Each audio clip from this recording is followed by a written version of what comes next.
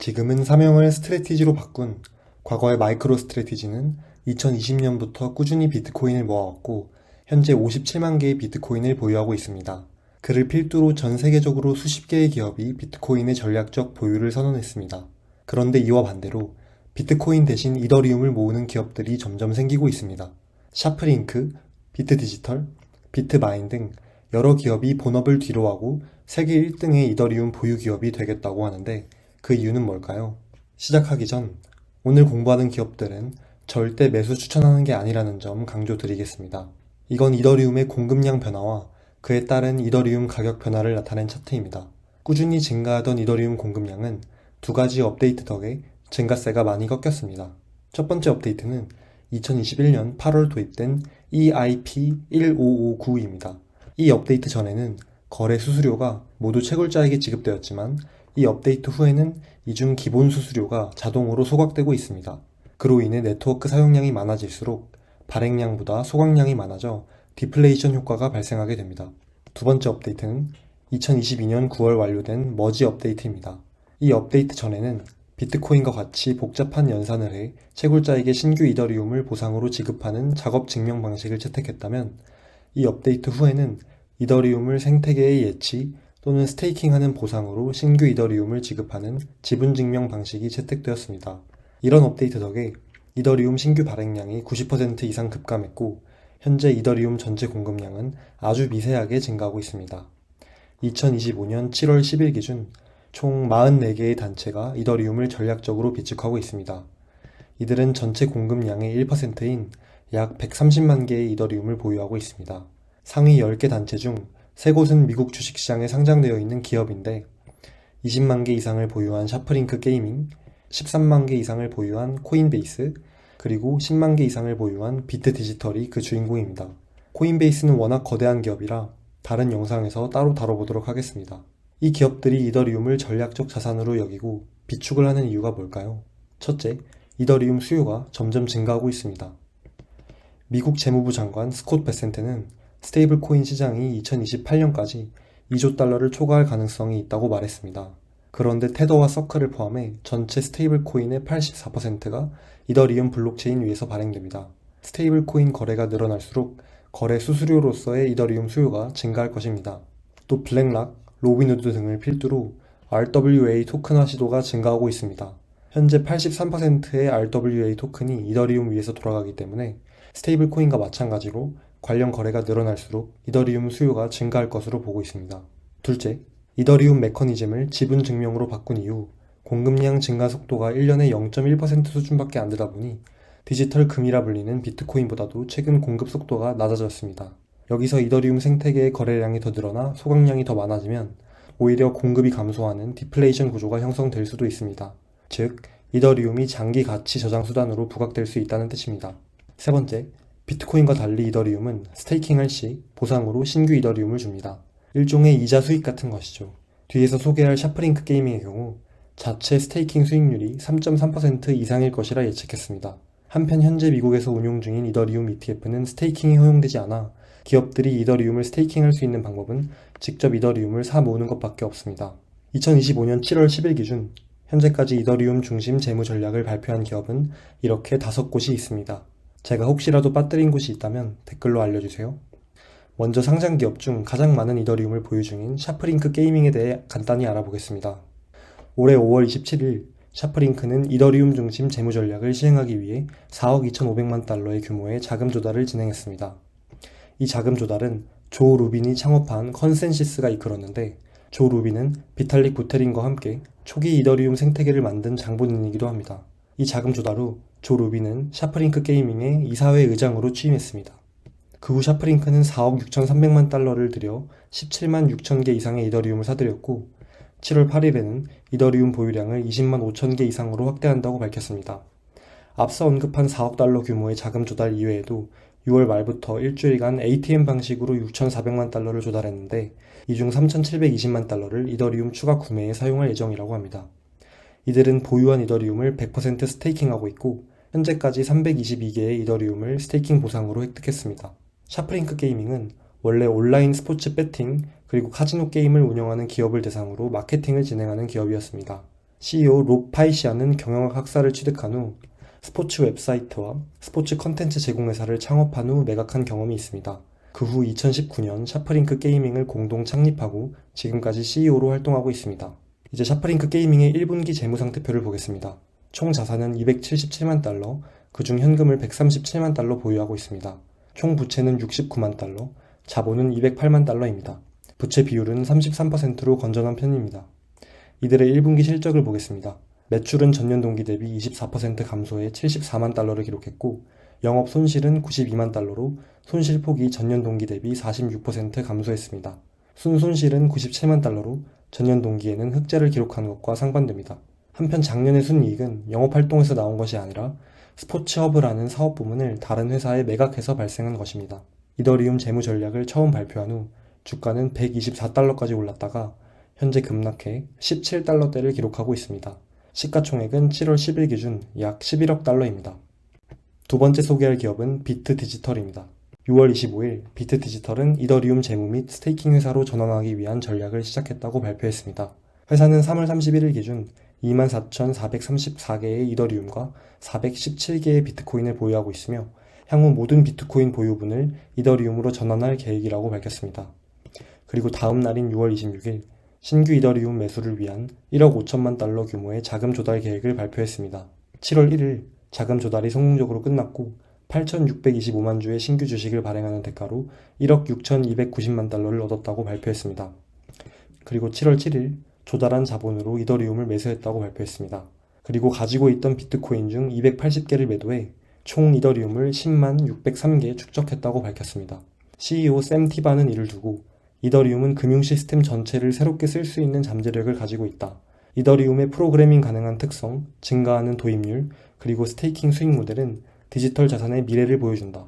우리는 앞으로 더 적극적으로 투자해 세계 최고의 이더리움 보유 기업이 될 계획이다. 라고 말했습니다.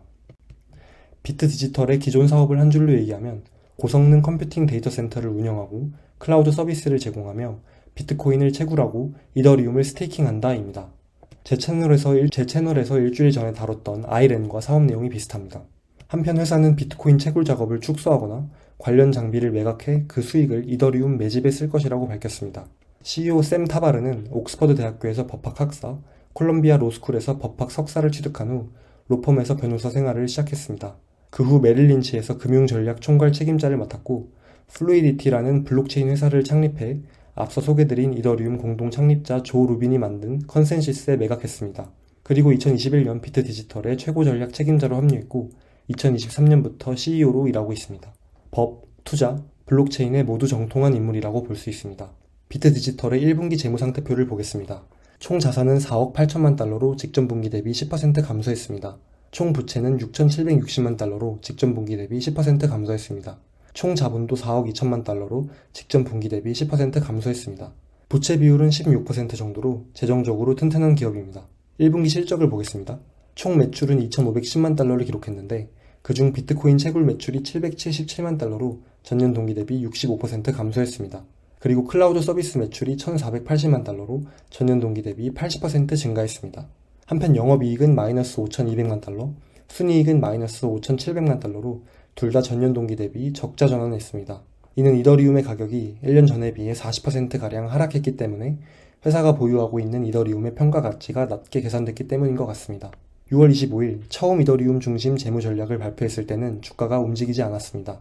오히려 그 다음날 유상증자를 발표했을 때 주가는 15% 하락했습니다.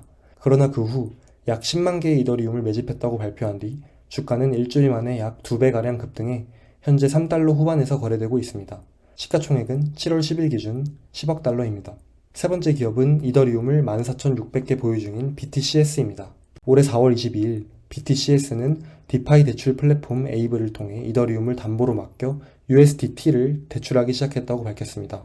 차입한 테더는 추가 이더리움 확보에 사용될 예정이며 이더리움 스테이킹을 확대할 계획이라고 합니다.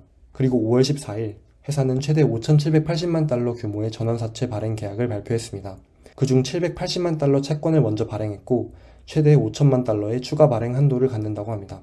특히 CEO인 찰스 앨런도 9만 5천 달러를 직접 투자, 20만 달러를 신탁 투자에 주목을 받았습니다. 이번 자금 조달은 이더리움 구매에 쓰일 예정입니다. 5월 20일 회사는 최근 자금 조달을 통해 얻은 수익으로 3,450개의 이더리움을 매입했고 총 보유량은 12,500개로 늘었습니다. 6월 2일 1,000개 이더리움을 추가 매수해 보유량이 13,500개로 늘었고 6월 20일 에이브 플랫폼에서 추가 대출을 받아 1,000개 이더리움을 더 매입했다고 밝혔습니다. 보유량은 14,600개로 늘었습니다. 그리고 7월 8일 이더리움을 본격적으로 매수하기 위해 2025년에 1억 달러를 모금하겠다는 전략적인 계획을 발표했습니다. 자본 조달 방법으로는 ATM 주식 매각, 전환사채 발행, 에이브를 통한 대출, 이더리움 스테이킹을 통한 수익 등을 내세웠습니다. 거기서 끝나지 않고 바로 다음 날인 7월 9일 자금 조달 목표를 1억 달러에서 2억 2,500만 달러로 늘린다고 발표했습니다. 그리고 이번 주 또는 다음 주 후반에 이더리움 매수 현황을 발표할 계획이라고 합니다. BTCS는 이더리움을 중심으로 블록을 빌딩하고 검증자 노드를 운영해 수수료 수익과 스테이킹 보상을 얻는 회사입니다. CEO 찰스 앨런은 기계공학 학사, 경영학 석사를 취득한 뒤 반도체 분야의 엔지니어로서 커리어를 시작했습니다. 그 후 앨런 컨설팅을 창업해 자본 조달 및 M&A 자문을 해주다가 2021년부터 BTCS의 CEO로 활약하고 있습니다. BTCS의 1분기 재무상태표입니다. 총 자산은 2,100만 달러인데 그중 스테이킹된 이더리움이 1,970만 달러나 차지할 정도로 큰 부분을 차지합니다. 한편 직전 분기 대비 총 자산은 45% 하락했는데 이더리움 가격이 40% 넘게 떨어진 게 그 원인이었습니다. 총 부채는 47만 달러, 총 자본은 2천만 달러로 재무적으로 아주 건전합니다. 1분기 실적을 보겠습니다. 매출은 168만 달러로 전년 동기 대비 3배 넘게 올랐습니다. 그러나 매출 원가는 거의 10배 넘게 올라 오히려 매출 총이익은 12만 달러로 전년 동기 대비 60%나 하락했습니다.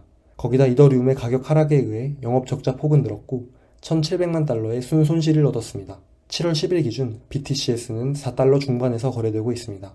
이틀 전 이더리움 매수를 위한 1억 달러 자금 조달 계획을 발표했을 때 주가는 2배 이상 치솟았고 어제는 2억 2,500만 달러 추가 자금 조달 계획을 발표했지만 본장에서 30% 가까이 하락했습니다. 시가총액은 8,800만 달러입니다. 네 번째 기업은 비트마인입니다. 비트마인은 사실 비트코인을 채굴하고 비트코인 중심 재무 전략을 짜던 기업이었습니다. 겨우 한 달 전인 6월 9일 비트코인 재무 전략을 위해 처음으로 100개의 비트코인을 매수했다고 발표했습니다. 그러나 3주 뒤인 6월 30일 갑자기 이더리움 재무 전략을 위해 2억 5천만 달러 규모의 자금 조달을 발표했습니다. 샤프링크 게이밍은 이더리움의 공동 창립자 조 루빈이 이사회 의장으로 왔다면 비트마인은 리서치 회사 펀드스트렛의 창립자이자 저명한 애널리스트인 톰 리가 이사회 의장을 맡게 되었습니다. 톰 리는 이번 자금 조달에도 참여했습니다. 비트마인은 비트코인을 채굴하고 채굴 장비를 타 회사에 임대해주는 사업을 주로 하고 있습니다. CEO 조나산 베이츠는 경영학 학사를 취득한 뒤 JP 모건에서 매니징 디렉터, B4C 캐피털에서 CEO를 역임한 뒤 비트마인에 합류했습니다. 그는 2022년부터 비트마인의 CEO로 활약하고 있습니다. 비트마인의 최근 분기 재무상태표를 보겠습니다. 현금 147만 달러를 포함해 총 자산을 820만 달러 보유하고 있습니다. 총 부채는 540만 달러, 총 자본은 290만 달러 보유하고 있어 부채 비율이 187%로 다른 기업들에 비해 다소 높은 편입니다. 실적을 보겠습니다. 대부분의 매출은 비트코인 채굴과 장비 임대에서 나오고 이번 분기 총 매출은 200만 달러입니다. 영업손실은 47만 달러, 순손실은 62만 달러를 기록했습니다. 비트마인은 NYSE 아메리칸 시장에 6월 5일 상장된 따끈따끈한 기업입니다. 불과 4달러이던 주가는 6월 30일 이더리움 매수 계획을 발표하자마자 당일에만 700%가 올랐고 3일 뒤 주가는 무려 161달러를 찍고 내려왔지만 현재는 조정을 받아 66달러에 머무르고 있습니다. 그러나 여전히 매우 높죠. 시가총액은 34억 달러입니다. 마지막 다섯 번째 기업은 게임스퀘어입니다. 7월 1일 게임스퀘어는 다이알렉틱과 전략적 제휴를 맺어 이더리움 기반 재무 전략을 개시하겠다고 밝혔습니다. 다이알렉틱은 스위스에 본사를 둔 암호화폐 전문 자산운용사인데 디파이, 머신러닝, 자동화 위험관리 모델을 결합해 메디치라는 이더리움 기반 디파이 수익 플랫폼을 자체 개발했습니다. 회사는 이를 통해 이더리움 스테이킹 수익률인 3에서 4%를 상회하는 8에서 14% 수익률을 목표로 한다고 밝혔습니다. 한편 회사는 이더리움 초기 투자자이자 다이알렉틱을 설립한 라이언 쥬러를 자문위원으로 임명하였습니다. 7월 7일 회사는 구체적인 정보 없이 그냥 유상증자를 시작한다고 발표했습니다. 그리고 다음날 7월 8일 유상증자에 대한 구체적인 내용을 공개했는데 약 840만 주를 주당 0.95달러에 매각해 800만 달러의 수익을 얻으면 대부분을 이더리움 기반 재무 전략에 사용하겠다고 밝혔습니다. 또한 이사회는 최대 1억 달러의 이더리움 매수를 승인했습니다. 게임스퀘어는 라이브 스트리밍 데이터 분석, 게임 및 브랜드의 마케팅 컨텐츠 제작, 그리고 자체 컨텐츠 및 IP 운영을 통해 수익을 창출하는 미디어 테크 기업입니다. CEO 저스틴 캐나는 경영 학사를 취득한 뒤 회계사, 애널리스트 등의 경력을 거쳐 2021년부터 게임스퀘어를 이끌고 있습니다. 1분기 재무상태표를 보겠습니다. 현금 460만 달러를 포함해 총 자산은 6,700만 달러 보유 중인데 그중 총 부채는 5,700만 달러이고 총 자본은 1,000만 달러입니다. 부채 비율은 544%로 오늘 소개한 5개 기업 중 가장 높습니다. 1분기 실적을 보겠습니다. 총 매출은 2,100만 달러로 전년 동기 대비 20% 성장했습니다. 그러나 매출 원가도 똑같이 상승해 매출 총이익은 오히려 소폭 감소한 330만 달러를 기록했고 결국 710만 달러의 영업 손실과 720만 달러의 순손실을 기록했습니다. 게임스퀘어는 7월 8일 이더리움 재무 전략을 발표한 후 이틀 만에 주가가 2배 이상 올라 현재 2달러 초반에 거래되고 있습니다. 시가총액은 8,450만 달러입니다. 지금까지 이더리움 기반 재무 전략을 선언한 5개 기업에 대해 알아보았습니다. 보기 좋게 정리표를 만들어 보았습니다. 7월 10일 기준으로 각 기업들이 확보한 이더리움과 그 평가액, 추가 조달 예정인 자본, 현재 시가총액을 우선 비교해 보았습니다. 한편 BTCS가 목표로 하는 자금 조달은 2억 2,500만 달러이지만 아직 확보되진 않았다는 것을 강조드립니다. 또 게임스퀘어의 경우 확실하게 조달한 자본은 유상증자로 얻은 800만 달러이고 이사회가 승인한 1억 달러는 아직 구체적으로 공개된 내용이 없어 일단 괄호 처리도 했습니다. 그리고 시가총액을 보유한 이더리움의 평가액과 조달 예정 자본의 합으로 나누어 하나의 지표를 만들어 보았습니다. 수치가 낮을수록 보유한 이더리움에 비해 시장에서 저평가되고 있다고 생각하면 좋을 것 같습니다. 재미로 만든 지표이고 이 지표의 수치는 7월 10일이 아니라 다른 날짜가 되면 얼마든지 달라질 수 있다는 점 알고 계시면 좋을 것 같습니다. 그러니 큰 의미 두지 않으시는 것이 좋겠죠. 추가적으로 각 기업들의 자금 조달 방식과 본업이 탄탄한지 등을 간략히 적어보았습니다. 샤프링크와 게임스퀘어는 매출이 4분기 연속 감소 추세에 있는 반면 비트디지털은 클라우드 서비스 매출이 점점 증가하고 있고 비트마인은 매출이 4분기 연속 증가 추세에 있습니다. 마지막으로 자금 조달과 함께 영입한 인물들을 비교해 보겠습니다. 샤프링크는 이더리움의 코파운더 조 루빈, 비트마인은 펀드스트렛의 창립자 톰 리를 이사회 의장으로 임명했고 게임스퀘어는 이더리움의 초기 투자자이자 다이알렉틱의 창립자인 라이언 주러를 자문위원으로 임명했습니다. 과연 이 기업들이 바라는 대로 이더리움을 필두로 한 빅 웨이브가 올까요? 영상을 시청해 주셔서 감사합니다.